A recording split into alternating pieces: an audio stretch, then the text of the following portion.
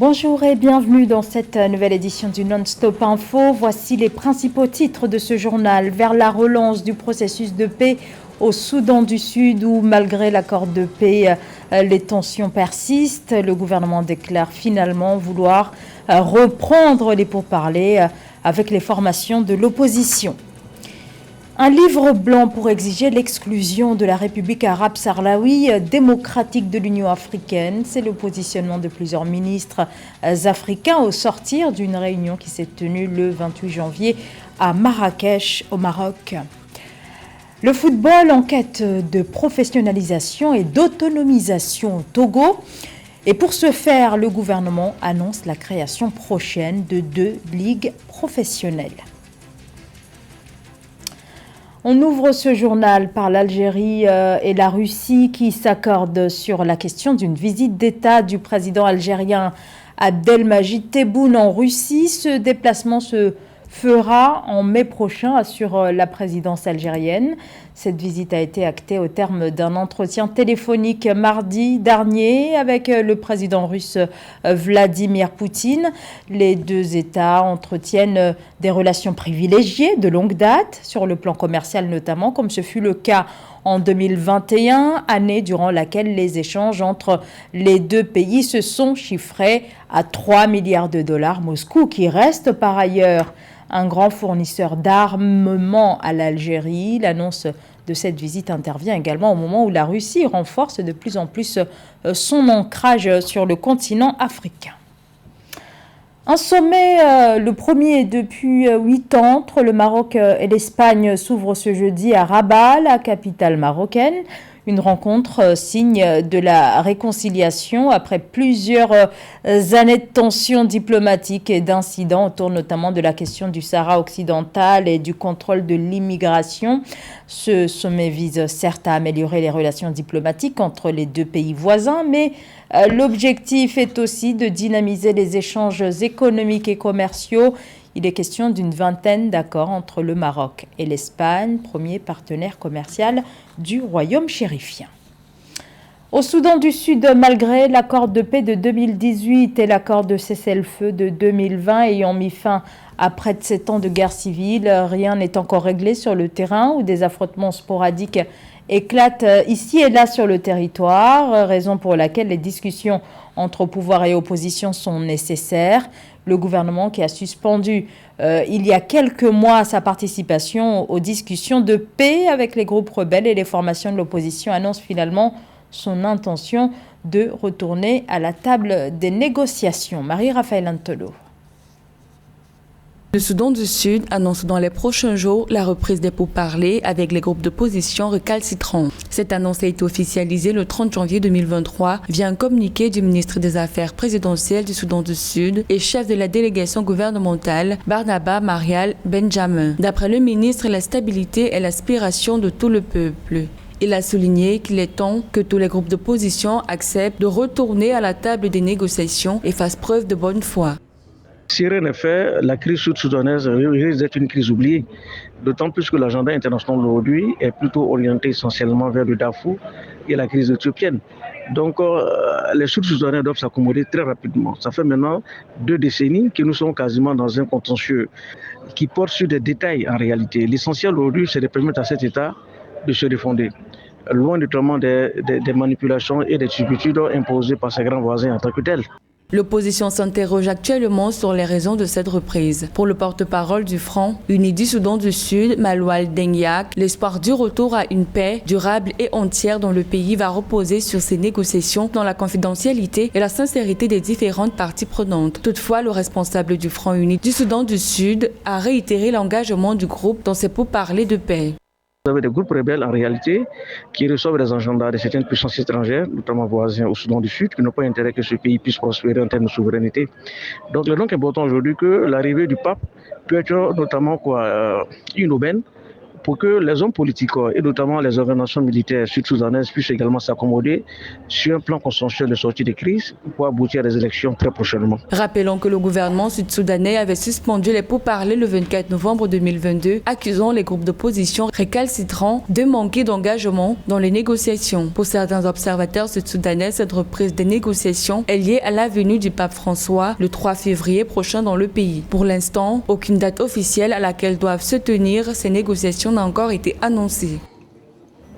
Samedi dernier au Maroc, dans la ville de Marrakech, des ministres africains se sont réunis afin de relancer leur appel à exclure de l'Union africaine la République arabe sahraoui démocratique, État en quête de reconnaissance par la communauté internationale proclamée en 1976 par le Front Polisario qui revendique la souveraineté sur le territoire du Sahara occidental.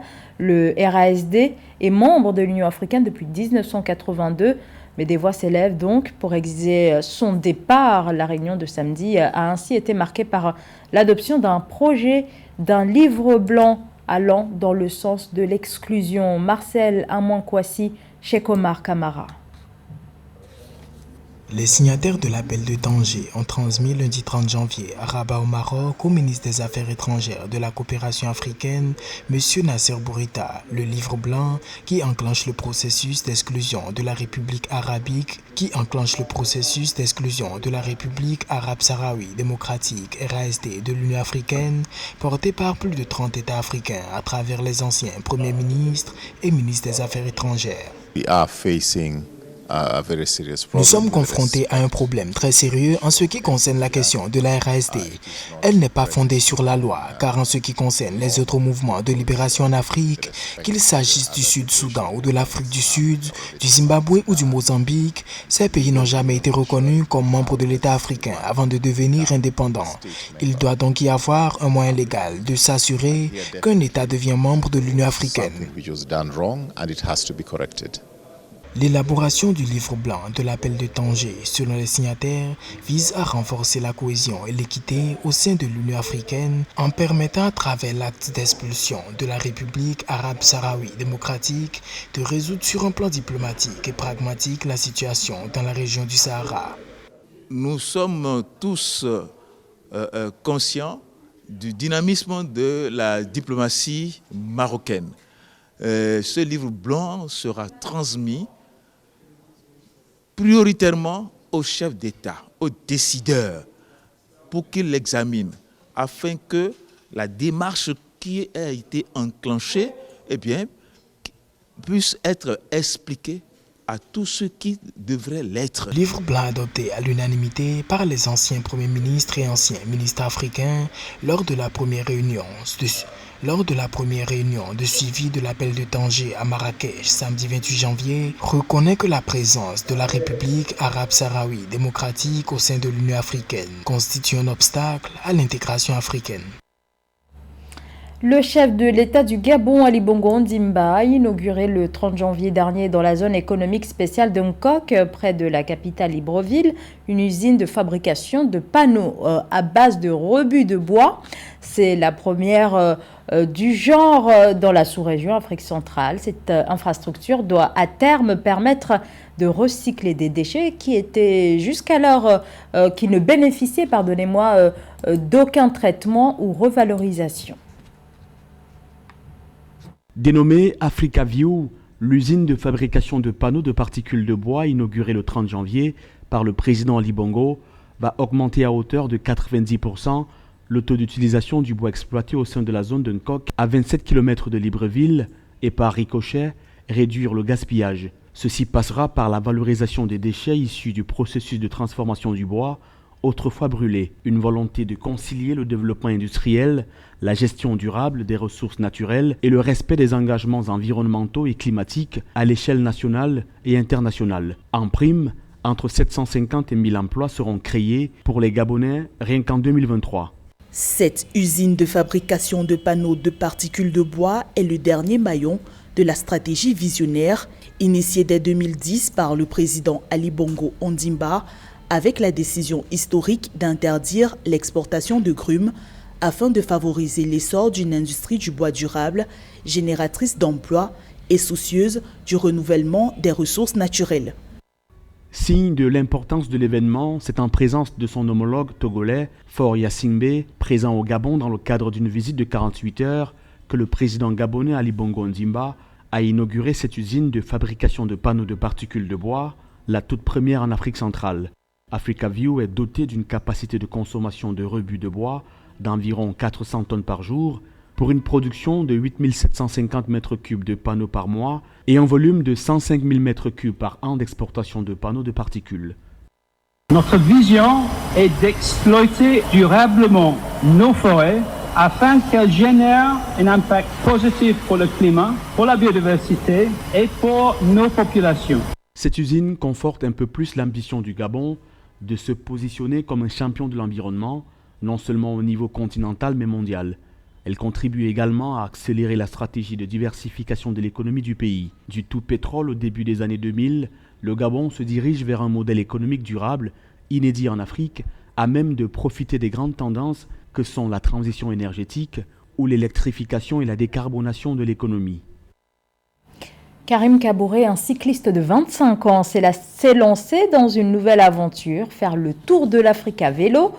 En 9 mois, le sportif ivoirien a déjà parcouru près d'une vingtaine de pays du continent. L'ambition est grande et l'enjeu de ces nombreux voyages l'est aussi, car il s'agit de sensibiliser sur le réchauffement climatique et ses conséquences. Laetitia Mebenga a rencontré Karim Kabouré en escale à Yaoundé. Reportage. Venant du Maroc, il a déjà parcouru 19 pays en moins d'une année. Karim Kabouré est un petit prodige du vélo. Il parcourt environ 200 km par jour de voyage. Son objectif, faire le tour de l'Afrique à vélo. J'ai eu ce vélo quand j'étais au Maroc. Je travaille avec une femme arabe. C'est son enfant qui m'a ouvert ce vélo. Il m'a donné ce vélo gratuit.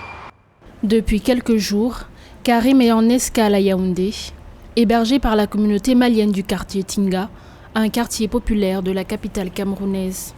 Dès son arrivée ici, on l'a bien accueilli, mais on ne savait pas ce qu'il faisait. C'est après qu'il nous a raconté son parcours, son vélo, même par téléphone même. Il nous dit combien de pays il a traversé. Bon, ça nous a fait un grand plaisir. Bon, de ça, nous sommes tous les jours ensemble, de matin jusqu'au soir. On n'a pas de problème. C'est le vivre ensemble. Camerounais, Maliens, Ivoiriens, nous sommes ensemble très bien ici. Sur le sol camerounais, Karim a fait de merveilleuses rencontres. En l'occurrence, celle avec Mohamedou, le réparateur de vélo qui a souhaité complètement remettre le vélo de Karim en état de mieux rouler, touché par l'initiative du jeune homme. Mais surtout, Karim a pu rencontrer l'ambassadeur de Côte d'Ivoire du Cameroun, Narcisse Aounou Manlan. Notre compatriote est en train de sensibiliser les uns et les autres contre la pollution de l'environnement et à travers les différents pays, ils prennent la paix. Vous savez que la Côte d'Ivoire a fait de la paix sa seconde religion et il faudrait que tous les pays africains convergent vers la nécessité de la paix. On dit sans la paix, il n'y a pas de développement. Donc c'est cet objectif-là qu'il est en train de faire à son humble niveau et nous l'encourageons, nous invitons les différents pays qu'il traversera à l'aider à atteindre son objectif. Ce courage, Karim le tient de ses parents. Très jeune, il migre pour plusieurs pays d'Afrique, Ghana, Mali, Mauritanie, ensuite Maroc, dans le but de réaliser son premier rêve, celui de devenir un professionnel de football. Après plusieurs projets infructueux avec le ballon rond, l'offre inespérée de ce vélo par un couple va marquer le début de ce grand périple. Après l'Afrique, Karim compte bien explorer à vélo d'autres régions du monde. Les autorités togolaises se sont engagées dans un processus de création de 2 ligues de football professionnelles de première et deuxième division. Cette ambition est censée se concrétiser d'ici les 3 prochaines années. L'objectif étant sur le long terme de parvenir à autonomiser les différents clubs de football du pays. C'est ce qu'indique le ministère des Sports. Les précisions de Nathalie Mauve. La professionnalisation du football togolais est en marche. Le ministère des Sports et la Fédération togolaise de football ont lancé le processus de création de 2 ligues de football professionnel de première et de deuxième division d'ici 3 ans. Une période transitoire a démarré le 27 janvier 2023 avec pour but de mettre en œuvre des mesures permettant l'autonomisation des clubs de football togolais.